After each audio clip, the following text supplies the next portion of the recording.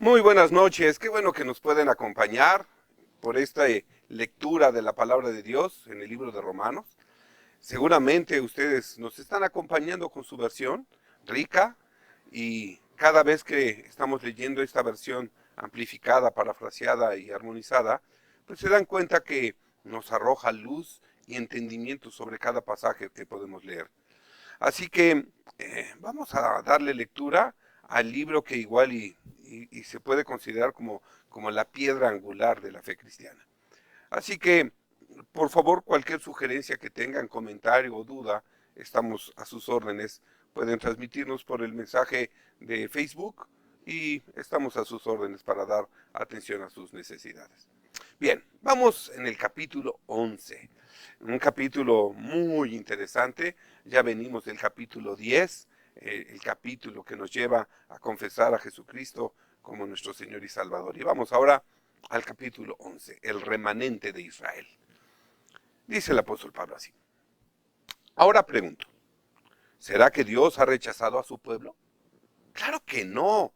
Recuerden que yo mismo, a quien ha llamado por medio de la fe y con quien ha usado de misericordia, soy israelita, descendiente de Abraham y de la tribu de Benjamín. Y soy el mayor de los pecadores. Y no obstante, Dios ha usado de su gracia conmigo. Por tanto, estoy convencido que Dios no ha desechado a su pueblo, cuyos delitos no impedirán que llame a la fe y a la salvación a todos los escogidos. Desde el principio, Dios había reconocido a los israelitas como su pueblo, y ahora no los ha rechazado. Y aunque ha dejado a muchos judíos en la incredulidad y en la obstinación, no por eso debe creerse que toda la nación esté reprobada.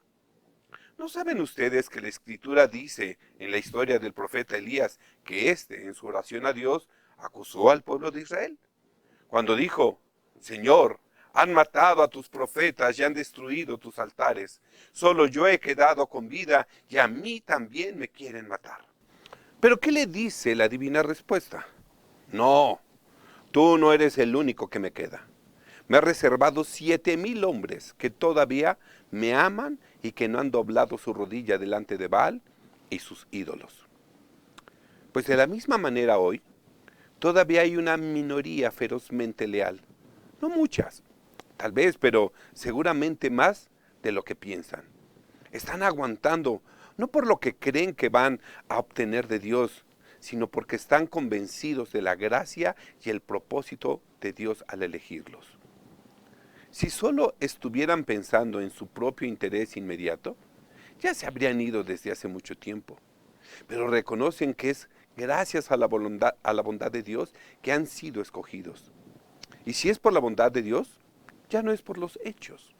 Porque si así fuera, la gracia de Dios ya no sería gracia, sino un pago debido al mérito. Y por obras, ya no es gracia. De esta manera, la obra ya no es obra. Entonces, ¿qué diremos? Los israelitas no consiguieron lo que buscaban, pero los que Dios escogió sí lo consiguieron. ¿Y entonces qué pasó? Bueno, cuando los israelitas trataron de estar bien con Dios por su propia cuenta, obstinados, persiguiendo su propio interés, fueron cegados sin tener éxito en sus intentos. Moisés e Isaías comentaron sobre esto. Como dice la Escritura, Dios los hizo espiritualmente insensibles, y así son hasta el día de hoy. Les dio ojos que no ven y oídos que no oyen. Por esto no entienden el significado de nuestras palabras al hablarles de Cristo. También el rey David exclamó estando molesto por lo mismo y dijo: que se enfermen cuando coman sus banquetes y las bendiciones se conviertan en trampas que los hagan creer que andan bien con Dios, que sus placeres se les vuelvan en castigo. Espero que se queden ciegos mirándose en sus espejos y que su espalda se les encorve para siempre. Ahora pregunto, ¿será que los judíos al tropezar cayeron para no levantarse jamás? De ninguna manera. Al contrario, Él solo ha querido poner la salvación al alcance de los gentiles. Y así, al desobedecer los judíos, los otros han podido alcanzarla, para que los israelitas se pongan celosos. El propósito que Dios ha dispuesto no es una desgracia a los judíos, sino el bien que ha resultado a los gentiles. Pues por el pecado de los judíos vino la salvación a los gentiles para incitarlos a que los imiten. Así que, si el tropiezo y el fracaso de los judíos han servido para enriquecer al mundo, al poner al alcance la salvación a los que no son judíos, ya podemos imaginarlos lo que recibirá el mundo cuando también los judíos se acerquen a Cristo. Será su plena restauración. Irónicamente hablando, cuando salieron, dejaron la puerta abierta y entraron los de afuera. Pero tengo algo que decirles a ustedes, que no son judíos. Puesto que Dios me ha enviado a los gentiles, yo tengo en gran estima este servicio y les digo que, mientras yo sea apóstol de ustedes, he de trabajar con todas mis fuerzas en desempeñar diligentemente mi ministerio, convirtiendo a cuantos gentiles pueda. Pongo énfasis en esto y cada vez que puedo se lo recuerdo a los judíos, porque si de algún modo puedo lograr que se salven algunos de ellos. Sí, lo que quiero es que algunos de mi propia raza sientan celos de ustedes y así llevarlos a la salvación. Pues si el rechazo de los judíos ha traído al mundo la reconciliación con Dios, ¿qué no traerá el que sean aceptados? Nada menos que vida para los que estaban muertos. Pues si su partida desencadenó esta llegada mundial de extraños no judíos al reino de Dios, solo imaginemos el efecto de su regreso. Su regreso a casa será glorioso. Pues si el primer pan que se hace de la masa está consagrado a Dios, también lo está la masa entera. De igual manera, si las primicias de los judíos son santas, esto es, los patriarcas, lo es también, a causa de ellos, la masa restante o el cuerpo de la nación. De modo que, si la raíz del árbol está consagrada a Dios, también lo están las ramas. Y si las ramas están consagradas, seguramente habrá algún fruto sagrado. Al olivo, que son los judíos, se le cortaron algunas de las ramas y en su lugar se injertaron los brotes de olivo silvestre, que son ustedes. Así llegaron a tener parte en la misma raíz y en la misma vida del olivo. Pero no se jacten de estar suplantando a las ramas desgajadas y desprecien a las ramas naturales. Si lo hacen, recuerden que no son ustedes quienes sostienen a la raíz, sino que la raíz los sostiene a ustedes. Tal vez dirán, sí, pero se cortaron unas ramas para injertarnos a nosotros en el olivo. ¿Será porque somos lo suficientemente buenos? Cuidado, recuerden que aquellas ramas, los judíos, fueron taladas porque no tenían fe. Y cada uno de ustedes está ahí únicamente porque tiene fe. Así que no se jacten, más bien sean humildes, agradecidos y prudentes. Porque si Dios no vaciló en contar a las ramas naturales que había puesto allí antes, tampoco vacilará con ustedes. Miren pues, que bueno es Dios, aunque también que estricto. Ha sido estricto con los que desobedecen y ha sido bueno con ustedes.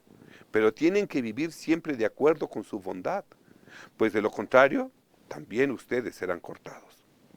Por otra parte, si los judíos abandonan su incredulidad y se volvieran a Dios, serán injertados de nuevo en su tronco, pues Dios tiene poder para volver a injertarlos. Porque si ustedes, que por naturaleza eran un olivo silvestre, fueron cortados e injertados contra su naturaleza en el olivo bueno, cuanto más los judíos, que son ramas naturales del olivo bueno, serán injertados nuevamente en su propio olivo. Hermanos, quiero que sepan este designio secreto de Dios para que no presuman de sabios y no juzguen presuntuosamente de ustedes mismos. Sí, es cierto que algunos de los judíos se han vuelto contra el Evangelio y se han obstinado en parte.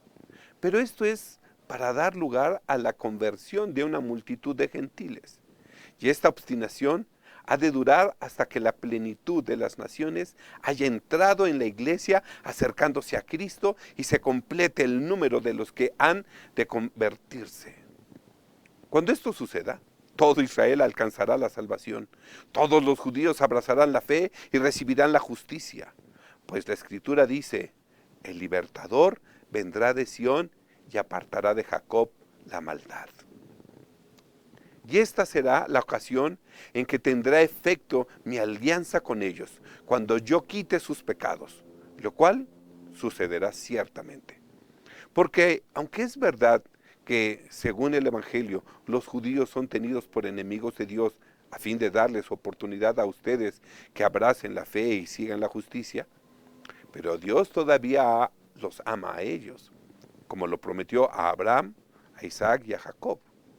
Pues lo que Dios da, no lo quita, ni retira tampoco su llamamiento. A ellos escogió para que fuesen su pueblo y los herederos de su justicia. Y Él jamás se retracta de sus promesas. De modo que las promesas que les hizo se cumplirán infaliblemente. Pues así como en tiempos pasados ustedes desobedecieron a Dios, ahora por causa de que los judíos han desobedecido, Dios tiene compasión de ustedes y les ha derramado su misericordia.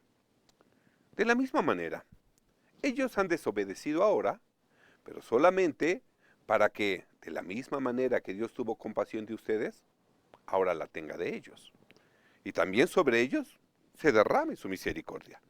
Porque Dios sujetó a todos por igual a la desobediencia y permitió que todos cayesen en ella, con el fin de tener compasión de todos por igual y ejercitar en todos su misericordia, a fin de que siendo todos pecadores y salvándose todos como resultado de su misericordia, nadie se atribuya el mérito de su justificación y de su salvación.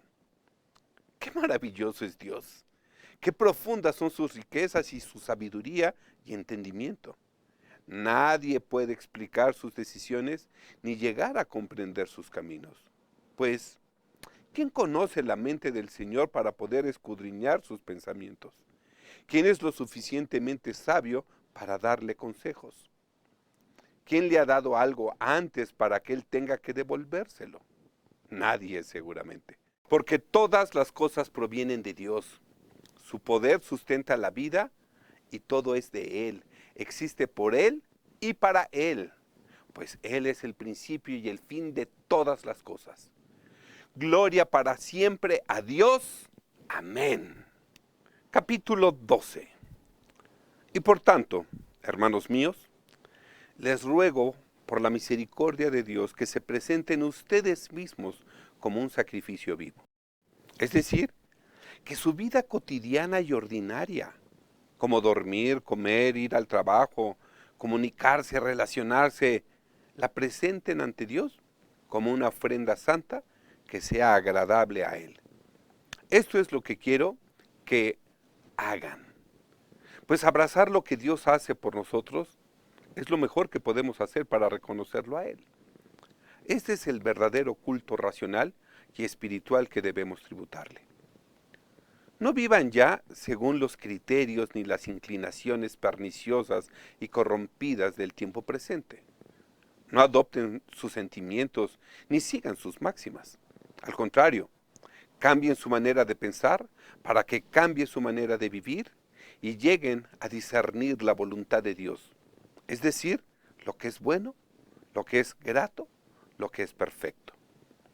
Consideren la salvación como el entorno integral de las cosas correctas, lo cual es asunto de Dios y debemos confiar en Él para dar forma a nuestra nueva vida. Les exhorto también a todos los que están en la iglesia, sin excepción, por el encargo que Dios en su bondad me ha dado, como apóstol que soy de ustedes, que no sepan más de lo que conviene saber y que ninguno de ustedes piense de sí mismo más de lo que debe pensar. Antes bien, cada uno piense de sí dentro de los límites de la moderación, según la medida de los dones que Dios le haya repartido a cada uno de ustedes, para que desempeñe el cargo en que Dios le ha querido colocar, según el principio de la fe y la doctrina del Evangelio. Porque así como en un solo cuerpo tenemos muchos miembros, y no todos los miembros sirven para la misma función, así en el cuerpo de Cristo, que es su iglesia, cada uno de nosotros tiene una función activa, y éste no estaría completo si faltara alguno, ya que cada uno desempeña una función diferente.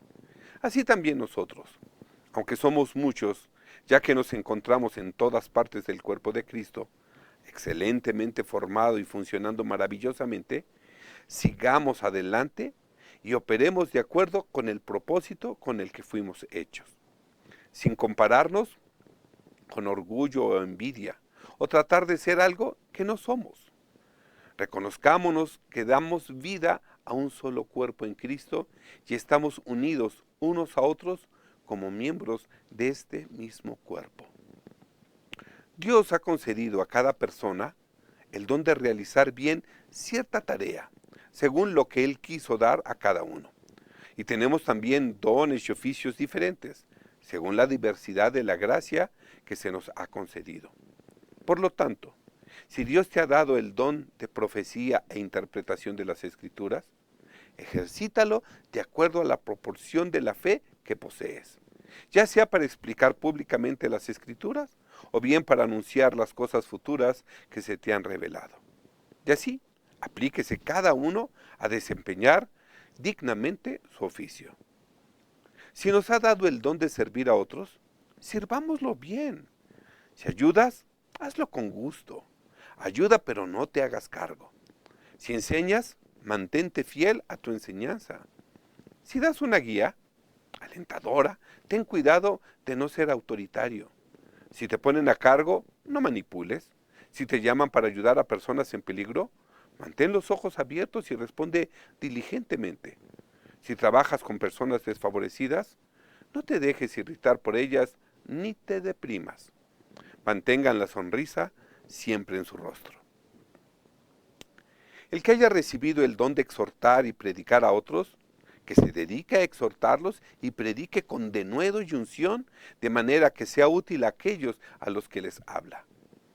El que da ofrenda de sus propios bienes, hágalo con sencillez, sin ostentación y sin acepción de personas.